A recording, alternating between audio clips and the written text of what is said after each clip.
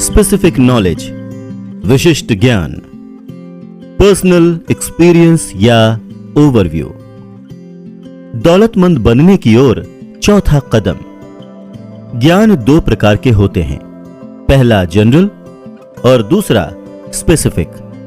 General knowledge, general ज्ञान चाहे जितना भी अधिक हो, संपत्ति के संग्रह के मामले में, संपत्ति के कलेक्शन के मामले में यह बहुत अधिक उपयोगी नहीं होता है।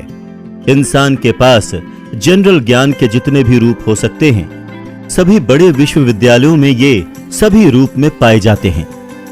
अधिकतर प्रोफेसर्स के पास बहुत कम धन होता है, ज्ञान देना उनकी स्पेशलिटी होती है, लेकिन वो इस ज्ञान के संगठन और इसके उपयोग के एक्सपर्ट्स नहीं होते। ज्ञान धन को आकर्षित नहीं करता है जब तक कि धन को अर्जित करने का लक्ष्य न बनाया जाए तथा इस लक्ष्य को प्राप्त करने के लिए कार्य की प्रैक्टिकल योजना बनाकर इस ज्ञान को संगठित न किया जाए और वाइजली इसका प्रयोग न किया जाए।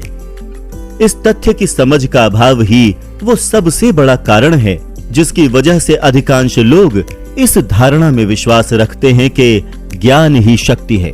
ऐसा कोई नियम नहीं है। ज्ञान केवल पोटेंशियल शक्ति है। यह शक्ति तभी बनती है जब इसे कार्य की निश्चित योजनाओं में संगठित किया जाए और किसी निश्चित लक्ष्य की प्राप्ति के लिए इसका उपयोग किया जाए। शिक्षा के सभी तंत्रों में मिसिंग लिंक यही है कि एजुकेशनल संस्थाएं अपने विद्यार्थियों को यह सिखाने में असफल रहती हैं कि ज्ञान के हासिल हो जाने के बाद वो अपने ज्ञान को संगठित कैसे करें तथा उसका उपयोग कैसे करें।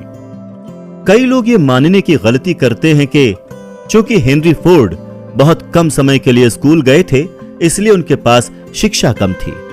जो लोग ये गलती करते हैं वो दरअसल शिक्षा का सही अर्थ नहीं समझ पाए हैं। एजुकेशन शब्द लैटिन शब्द एज्यूको से बना है, जिसका अर्थ है बाहर लाना या अंदर से विकसित करना।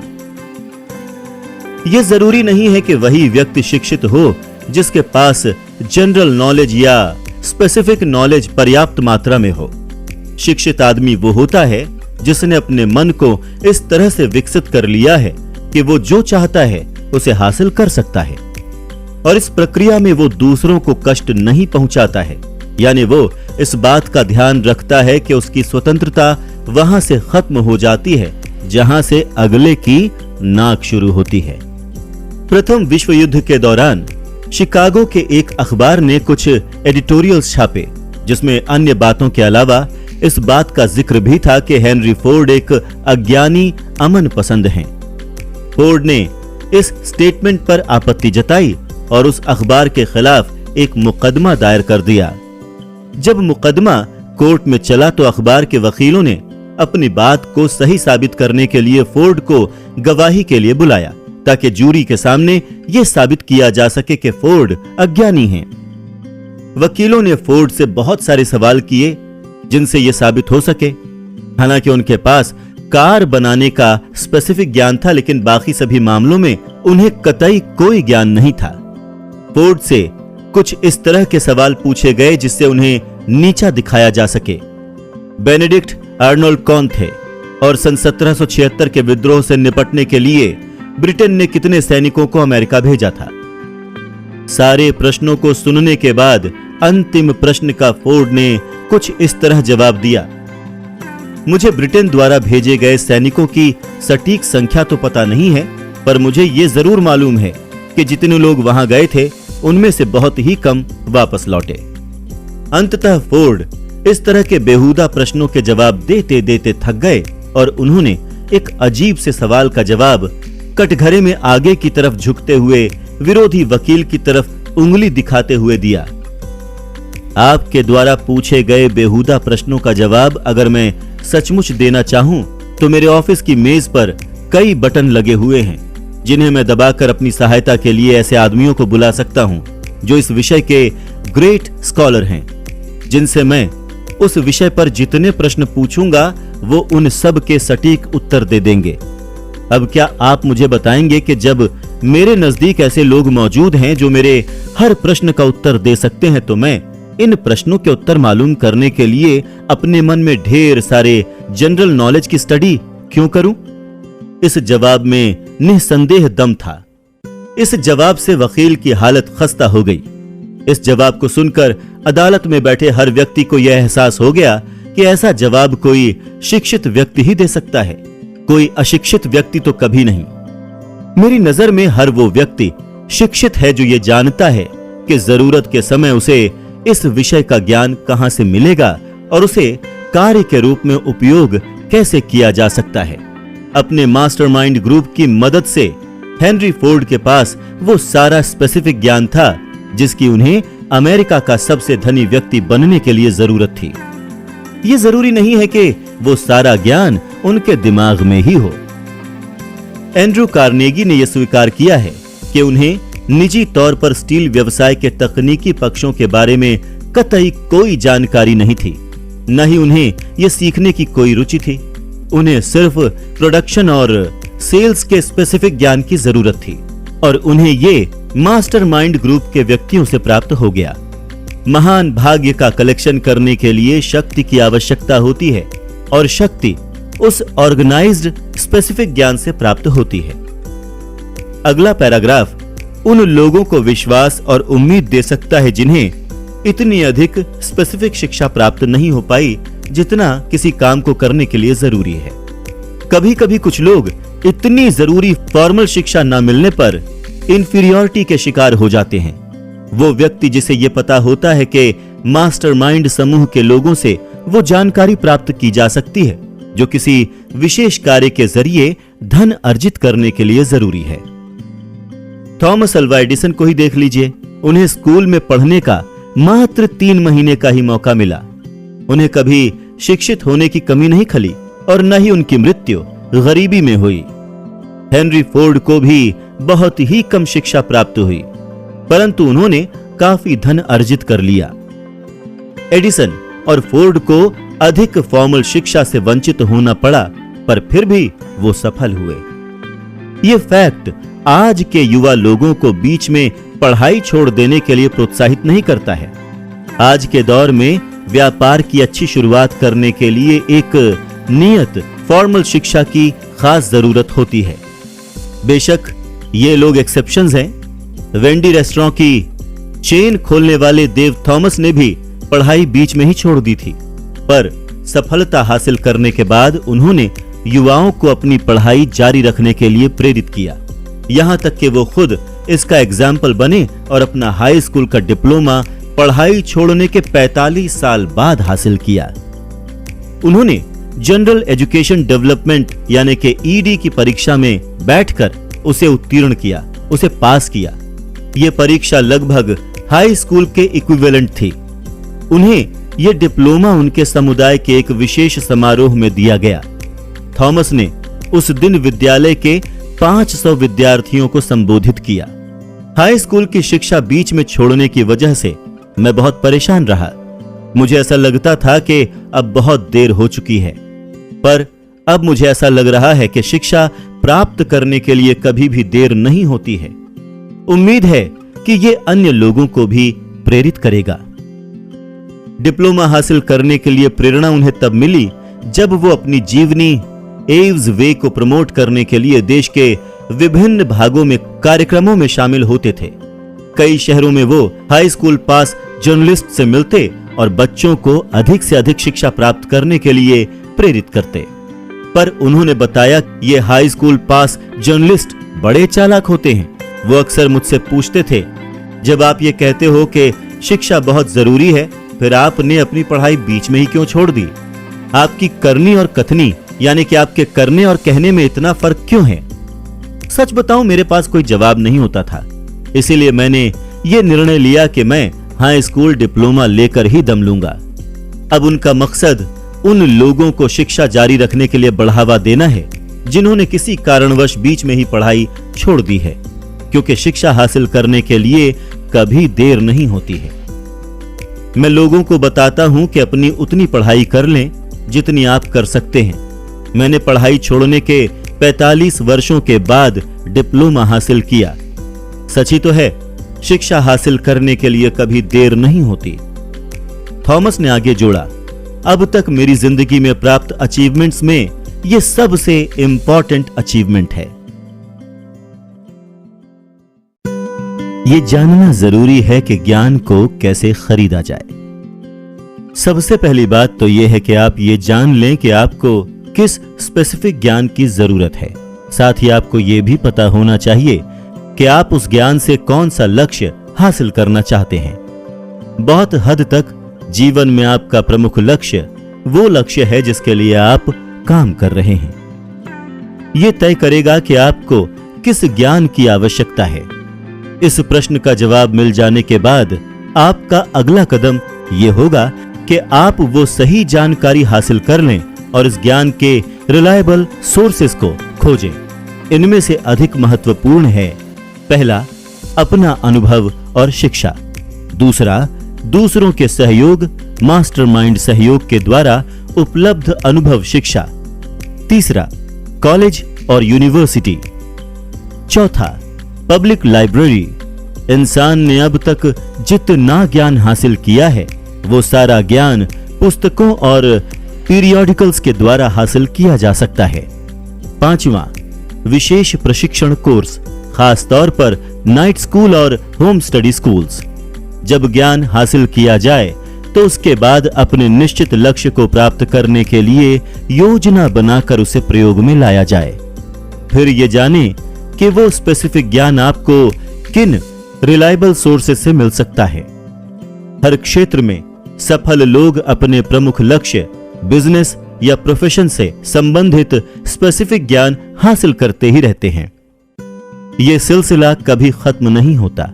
जो लोग सफल नहीं हैं, वो आमतौर पर इस गलतफहमी के शिकार होते हैं कि स्कूल की पढ़ाई खत्म होने के बाद सीखने का दौर समाप्त हो जाता है। सच्चाई यह है कि स्कूल की पढ़ाई तो सिर्फ विद्यार्थी का वो रास्ता भर है जिसके द्वारा प्रैक्टिकल ज्ञान हासिल किया जा सकता है। आज का युग स्पेशलिटी का युग है। कोलंबिया यूनिवर्सिटी के प्लेसमेंट डायरेक्टर रॉबर्ट पी मूर ने इस सच्चाई को एक अखबार में अंडरलाइन किया था। कई वर्षों के बाद रोजगार देने वाले कंपनी के सलाहकारों ने बताया कि एम्प्लॉयर जो कैंपस में नौकरी के लिए छात्रों को हायर करने जाते हैं, वो किसी विशेष क्षेत्र जैसे business management, computer science, mathematics, chemistry जैसे विषयों की पढ़ाई किए होते हैं। उन्हें इंपॉर्टेंस देते हैं क्योंकि ऐसे व्यक्तियों को बहुत ही जल्द प्रोडक्शन में लगाया जा सकता है, बजाय कि उन विद्यार्थियों के जिन्होंने कला की लंबी चौड़ी लेकिन प्रोडक्शन के लिहाज से अननेसेसरी पढ़ाई की है। कई ऐसे विद्यार्थी होते हैं जिनमें बहुत योग्यता होती है पर 18 से 20 वर्ष की उम्र में वो निश्चित नहीं होते, जिस वजह से वो किसी स्पेशल कोर्स को नहीं चुन पाते हैं जिससे उनका करियर बन सके।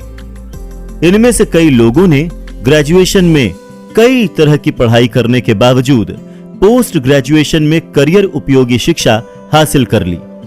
इस पुस्तक के यंग रीडर्स, यंग लिसनर्स को किसी करियर उपयोगी कोर्स के लिए तब तक नहीं भागना चाहिए जब तक कि वो इसके अवसरों और नुकसान की संपूर्ण जानकारी हासिल नहीं कर लेते।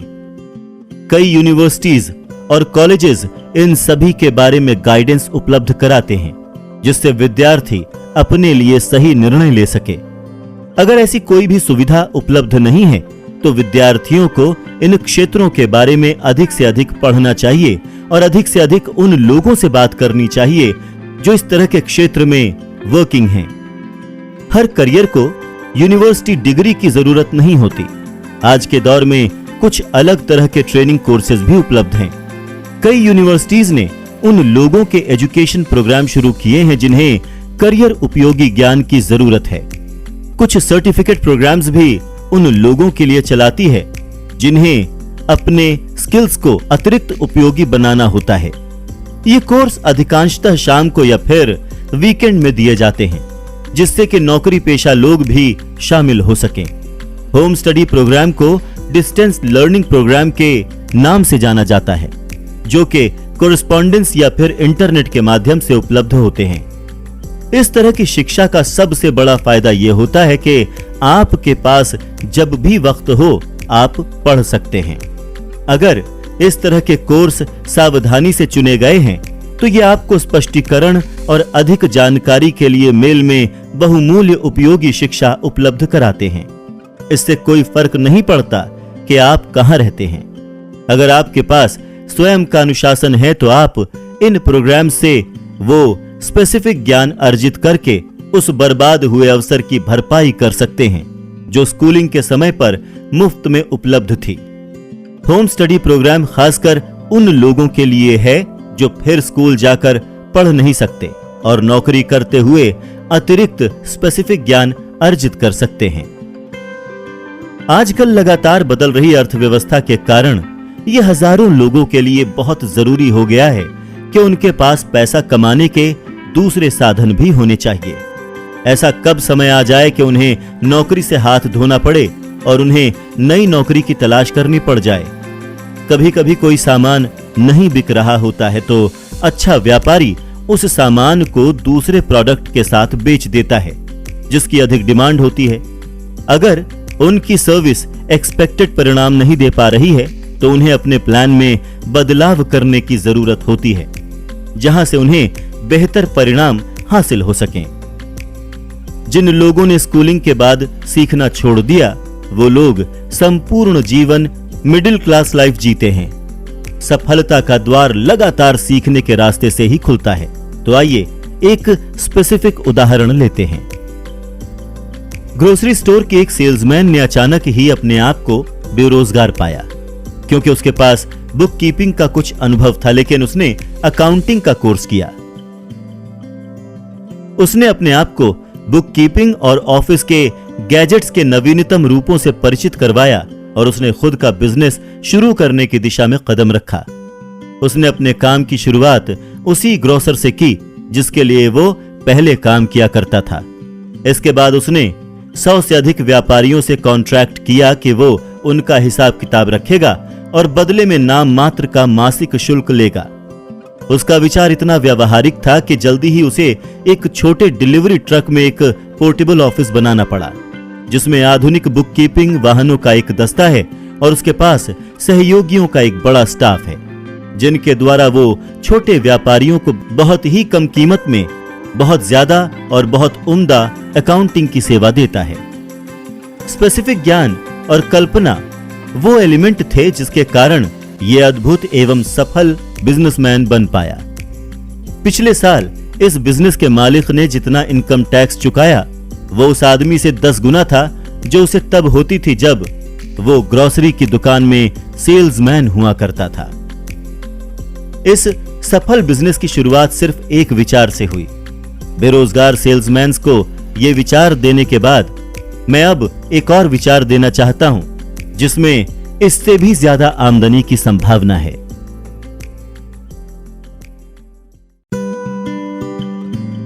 यह विचार उस सेल्समैन द्वारा सुझाया गया था जिसने सेलिंग छोड़ दी थी और वो होलसेल स्तर पर बुक कीपिंग के बिजनेस में गया।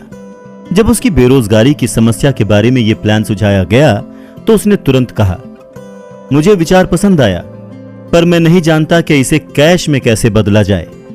दूसरे शब्दों में उसने शिकायत की कि बुक कीपिंग का ज्ञान हासिल करने के बाद उसे यह मालूम नहीं था कि उसकी मार्केटिंग कैसे की जाए। इसीलिए उसकी एक और समस्या थी जिसे सुलझाया जाना था। एक युवा महिला टाइपिस्ट की मदद से उसने पूरी कहानी लिखी और एक बहुत ही आकर्षक पुस्तक तैयार की जिसमें बुक कीपिंग के नए सिस्टम के लाभ का वर्णन किया गया था। सभी पेजेस को सुंदरता से टाइप किया गया और एक साधारण स्क्रैप बुक में लगा दिया गया जिसमें नए बिजनेस की कहानी इतने प्रभावी ढंग से कही गई थी कि इसके मालिक के पास इतने ज्यादा अकाउंट आ गए कि उन्हें संभालने में उसे बड़ी मशक्कत करनी पड़ी। देश भर में ऐसे हजारों लोग हैं जिन्हें ऐसे मार्केटिंग स्पेशलिस्ट की सेवाओं की जरूरत है जो उनकी व्यक्तिगत सेवाओं की मार्केटिंग कर सकें और उनके लिए एक आकर्षक बायोडेटा तैयार कर सकें। यहां पर जो विचार दिया जा रहा है वो आवश्यकता की उपज था, आपातकालीन परिस्थिति में उठाया गया कदम था, पर इससे एक से अधिक लोगों का भला हुआ। वो महिला जिसके दिमाग में यह विचार आया उसकी कल्पना शक्ति बहुत पैनी थी। उसने तत्काल समझ लिया कि इस विचार में एक नए प्रोफेशन को शुरू करने की ताकत थी, जिसके द्वारा उन हजारों लोगों की सेवा की जा सकती थी जिन्हें व्यक्तिगत सेवाओं की मार्केटिंग करने के लिए प्रैक्टिकल मार्गदर्शन की जरूरत थी। जब इस महिला को व्यक्तिगत सेवाओं की मार्केटिंग करने के अपने पहले प्लान में तत्काल सफलता मिली तो उसे प्रेरणा मिली। इसके बाद उस एनर्जेटिक महिला ने अपने पुत्र की इसी तरह की समस्या का समाधान खोजा। उसका पुत्र अभी अभी कॉलेज से निकला था, पर उसे नौकरी नहीं मिल पा रही थी। उस महिला ने अपने पुत्र के लिए जो मार्केटिंग प्लान बनाया वो व्यक्तिगत सेवाओं को बेचने का मेरे द्वारा लिखा गया सर्वश्रेष्ठ एग्जाम्पल है। जब प्लान पुस्तिका पूरी हुई तो इसमें टाइप किए हुए 50 पेज थे और संपूर्ण जानकारी दी गई थी। इस प्लान पुस्तिका में यह भी बताया गया था कि उसके पुत्र को किस तरह का पद चाहिए। इसके अलावा इसमें यह भी स्पष्ट रूप से बताया गया था कि वो उस पद पर किस तरह काम करेगा। प्लान पुस्तिका की तैयारी में कई सप्ताह की मेहनत लगी, जिस दौरान उस महिला ने अपने पुत्र को हर दिन पब्लिक लाइब्रेरी में भेजा, जहां से वो अपनी नौकरी से जुड़ी हुई सर्वश्रेष्ठ किताबों से डेटा लेकर आता। उसने अपने पुत्र को उसके पोटेंशियल एम्प्लॉयर के सभी प्रतियोगियों के पास भी भेजा और ये महत्वपूर्ण जानकारी हासिल करवाई कि उनके लिए बिजनेस की कौन सी विधियां महत्वपूर्ण हैं। प्लान बनाने में यह जानकारी बहुत महत्वपूर्ण साबित हुई, क्योंकि इसके द्वारा यह जाना गया कि वो अपने एक्सपेक्टेड पद पर किस तरह काम करेगा। जब प्लान बनकर तैयार हो गया तो इसमें आधा दर्जन से अधिक श्रेष्ठ सुझाव थे, जिनके द्वारा पोटेंशियल एम्प्लॉयर को लाभ हो सकता था और उसका बिजनेस बेहतर बन सकता था। आपकी इच्छा हो सकती है कि आप पूछें कि नौकरी हासिल करने के लिए इतनी मशक्कत करने की क्या जरूरत है। तो इसका जवाब यह है, किसी काम को अच्छी तरह से करने में थोड़ी मशक्कत हो जाती है तो कोई बुरी बात नहीं है। उस महिला ने अपने बेटे के फायदे को ध्यान में रखते हुए जो प्लान बनाया, उससे उसे पहले ही इंटरव्यू में वो नौकरी मिल गई जिसके लिए उसने अप्लाई किया था और उसे वही सैलरी दी गई जो उसने मांगी थी। यही नहीं, इससे भी ज्यादा इंपॉर्टेंट बात यह है कि उसे निचले पद से शुरुआत नहीं करनी पड़ी। उसने जूनियर एग्जीक्यूटिव के पद पर एग्जीक्यूटिव की सैलरी पर अपना करियर शुरू किया। इतनी मशक्कत क्यों करना? इसलिए क्योंकि अगर इस युवक ने नीचे से शुरुआत की होती और उसने निरंतर तरक्की की होती तो उसे इतने ऊपर उठने में कम से कम 10 साल का समय लगता, जबकि वेल ऑर्गेनाइज्ड प्रेजेंटेशन की वजह से उसे एक ही झटके में वो नौकरी मिल गई। निचले स्तर से नौकरी शुरू करना और ऊपर के पदों पर निरंतर तरक्की करने का विचार हालांकि दमदार नजर आता है, पर इसमें सबसे बड़ी आपत्ति यह है कि ज्यादातर लोग नीचे से शुरुआत करते हैं और वो अपने सर को इतना ऊपर उठा ही नहीं पाते कि अवसर उन्हें देख पाए, और इसीलिए वो हमेशा नीचे ही बने रहते हैं। हमें यह भी याद रखना चाहिए कि नीचे से जो दृश्य दिखता है वो उतना आकर्षक नहीं होता। इसमें महत्वाकांक्षा का गला घुटने की प्रवृत्ति होती है। हम इसे रूटीन में फंसना भी कह सकते हैं, जिसका अर्थ यह है कि हमें इसकी आदत पड़ जाती है। इसलिए हम अपनी तकदीर को स्वीकार कर लेते हैं और डेली रूटीन की आदत डाल लेते हैं। यह आदत अंततः इतनी प्रबल हो जाती है कि हम इससे बाहर निकलने की कोशिश करना ही छोड़ देते हैं। ये एक और कारण है जिसकी वजह से हमें सबसे नीचे की पायदान से 1 या 2 पायदान ऊपर से शुरुआत करनी चाहिए। ऐसा करने से आदमी ये आदत डाल लेता है ताकि वो अपने चारों तरफ देख सके कि लोग किस तरह से आगे बढ़ रहे हैं, फिर वो अवसरों को पहचान सके और उन्हें गले लगाकर बिना झिझक के आगे बढ़ सके। डैन हेल्पिन का एग्जाम्पल एक बहुत ही अच्छा एग्जाम्पल है। अपने कॉलेज के दिनों में वो प्रसिद्ध 1930 national championship Notre Dame football team के मैनेजर थे, जब ये स्वर्गीय न्यूट रोकने के निर्देशन में थी। हेल्पिन ने बड़े ही निराशाजनक समय में अपना कॉलेज पूरा किया, क्योंकि उस वक्त रिसेशन के कारण नौकरियां कम हो गई थी। इसलिए इन्वेस्टमेंट बैंकिंग और मोशन पिक्चर्स में हाथ पांव मारने के बाद उन्होंने अपने भविष्य की संभावना का पहला कदम पहचाना, कमीशन बेसिस पर बिजली के हियरिंग एड्स बेचना। लगभग 2 सालों तक उसने ये काम लगातार किया। हालांकि वो इस काम को कतई पसंद नहीं करता था और वो कभी ऊपर नहीं उठ पाया होता अगर उसने अपने असंतोष को दूर न किया होता। उसने सबसे पहले तो वो लक्ष्य बनाया कि वो अपनी कंपनी का असिस्टेंट सेल्स मैनेजर बने और उसे ये नौकरी मिल गई। ऊपर की तरफ उठाए गए इस कदम ने उसे भीड़ के इतना ऊपर उठा दिया जिससे वो अधिक बड़े अवसरों को देख पाया। इसके अलावा उसने अपने आप को इतना ऊपर उठा लिया था जहां अवसर उसे देख सकें। उसने अपने हियरिंग एड बेचने के मामले में इतना शानदार रिकॉर्ड बनाया था कि competitors company Dictograph product company के चेयरमैन आईएम एंड्रयूज ने यह जानना चाहा कि आखिर डैन हेल्पिन नाम का यह आदमी है कौन जो लंबे समय से काम कर रही डिक्टोग्राफ कंपनी की सेल को इतनी कम करवा रहा है। उसने हेल्पिन को मिलने के लिए बुलाया। जब इंटरव्यू खत्म हुआ तो हेल्पिन नया सेल्स मैनेजर बन गया जिसे अकाउंटिंग डिवीजन का चार्ज दे दिया गया था। फिर यह देखने के लिए कि युवा हेल्पिन किस मिट्टी का बना है, मिस्टर एंड्रयूज 3 महीने के लिए फ्लोरिडा चले गए और हेल्पिन को सूखे हाल पर छोड़ दिया, चाहे वो डूबे या मरे। वो डूबा नहीं। न्यूट रोकने की भावना सारी दुनिया उगते हुए सूरज को प्रणाम करती है, डूबते हुए सूरज को तो कोई देखता भी नहीं। इस थॉट ने उसे प्रेरित किया। उसने अपने काम को इतने बढ़िया ढंग से किया कि वो अपनी कंपनी का वाइस प्रेसिडेंट चुन लिया गया। ये एक ऐसा पद था जिसे अधिकांश लोग 10 साल की निष्ठा भरी मेहनत के बाद हासिल करने का गर्व अनुभव करते हैं। हेल्पिन को यह पद 6 महीने से भी कम समय में मिल गया था। इस पूरी फिलॉसफी में मैं उस पॉइंट पर जोर देने की कोशिश कर रहा हूं कि अगर हम चाहें तो हम उन परिस्थितियों को नियंत्रित करने में सक्षम हैं जिनके द्वारा हम ऊंचे पदों पर पहुंचते हैं या नीचे ही बने रहते हैं।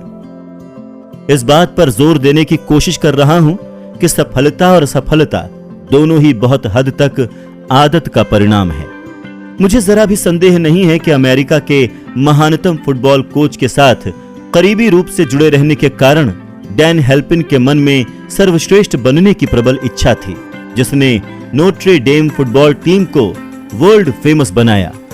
यह सच है कि हीरो का अनुसरण एक बहुत अच्छा विचार है, बशर्ते आप विजेता का अनुसरण करें।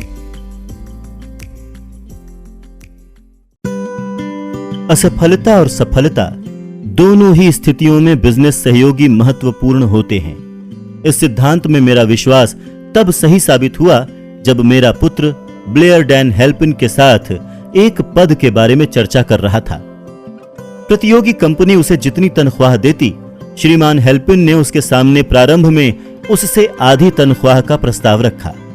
मैंने अपने पुत्र पर पिता की हैसियत से भावनात्मक दबाव डाला और उसे राजी कर लिया कि वो श्रीमान हेल्पिन के साथ काम करे। मैंने ऐसा इसलिए किया क्योंकि मेरा विश्वास है कि ऐसे आदमी के साथ करीबी संबंध बनाना एक अमूल्य अनुभव है जो परिस्थितियों के साथ कभी समझौता नहीं करता। इस लाभ को धन से नहीं तोला जा सकता। अपनी स्किल्स को बढ़ाकर ऊंचाइयों पर पहुंचना सिर्फ व्यापार के लोगों तक ही सीमित नहीं है। माइकल जॉर्डन ने हर कदम पर बड़ी मेहनत की, जिसकी वजह से वो अपने युग के सबसे महान एथलीट्स में से एक बने। उनके पास जीतने के लिए दृढ़ शक्ति थी और खुद को शेप में रखने और अपना बेस्ट खेलने के लिए असीम इच्छा शक्ति थी। वो दिन प्रतिदिन अपने स्टैंडर्ड्स को ऊंचा करने और अपने रिकॉर्ड्स को सुधारने के लिए कमिटेड थे। जॉर्डन ने बचपन में ही ये फैक्ट सीख लिया था। हाई स्कूल में उन्हें टीम से निकाल दिया गया था, पर उनकी टीम में वापस लौटने की कमिटमेंट ने उन्हें अधिक अभ्यास करने के लिए प्रेरित किया, जो वो आज भी अनुसरण करते हैं। वो हर एक कदम को चुनौती की तरह लेते हैं और हर नए वर्ष का उम्मीदों की तरह स्वागत करते हैं।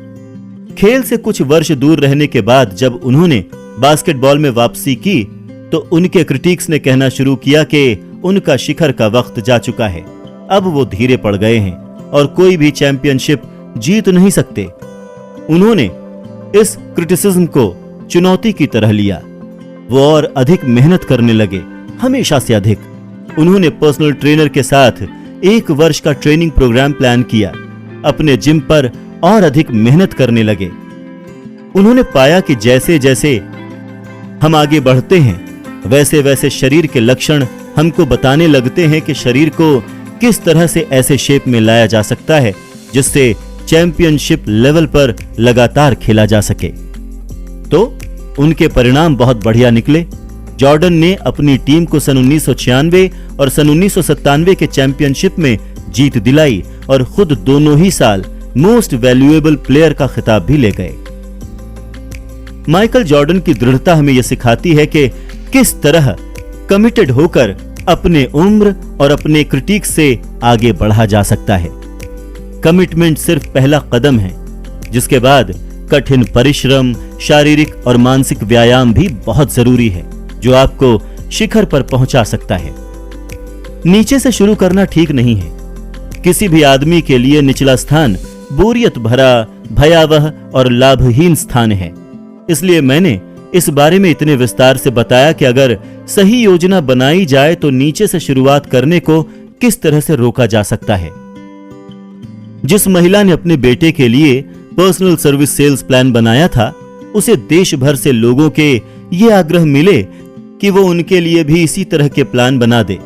ये सभी लोग उसके सहयोगी थे ताकि उन्हें अपनी व्यक्तिगत नौकरियों के बदले अधिक धन प्राप्त हो सके। हमें यह नहीं मान लेना चाहिए कि उस महिला की योजना सिर्फ चतुराई भरी सेल्समैनशिप थी, जिसके द्वारा वो उन लोगों को उन्हीं की सेवाओं के बदले में अधिक धन दिलवाती थी, जिन्हें वो पहले कम दामों में बेच रहे थे। वो व्यक्तिगत सेवाओं के विक्रेता के अलावा उनके खरीदार का भी ध्यान रखती थी और इसीलिए वो इस तरह की योजना बनाती थी जिससे एम्प्लॉयर को उस अतिरिक्त धन के बदले में पूरा मूल्य मिले। अगर आपके पास कल्पना है और अगर आप अपनी व्यक्तिगत सेवाओं के बदले में अधिक लाभदायक विकल्प खोज रहे हैं, तो यह सुझाव आपके लिए प्रेरक साबित हो सकता है। इस विचार से इतनी अधिक आमदनी संभव है जो औसत डॉक्टर, वकील या इंजीनियर्स को भी नहीं होती, जिन्होंने कॉलेजेस में कई साल तक अपने विषय की शिक्षा हासिल की है। दमदार विचारों की कोई निश्चित कीमत नहीं होती। सारे विचारों के पीछे एक्सपर्ट ज्ञान होता है। दुर्भाग्य से जिन लोगों के पास भरपूर मात्रा में धन नहीं होता, उनके लिए विचारों की तुलना में स्पेसिफिक ज्ञान अधिक मात्रा में होता है और अधिक आसानी से हासिल किया जा सकता है। इस सच्चाई के कारण उस आदमी की सदैव मांग रहती है और उस आदमी के सामने अथाह अवसर होते हैं जो व्यक्तिगत सेवाओं को बेचने में, लोगों की मदद करने में सक्षम है। सक्षमता का अर्थ है कल्पना, वो गन जो स्पेसिफिक ज्ञान को विचारों से जोड़ता है, एक ऐसी व्यवस्थित योजना के रूप में जिसका लक्ष्य होता है अधिक धन प्रदान करना। अगर आप में कल्पना है तो यह चैप्टर आपको एक विचार प्रदान कर सकता है जिससे आपको वो दौलत मिलना शुरू हो जाएगी जिसकी आप इच्छा रखते हैं। याद रखें, विचार बहुत ही महत्वपूर्ण है। स्पेसिफिक ज्ञान आपको कहीं पर भी मिल सकता है, यानी कि किसी भी चौराहे या गली में भी।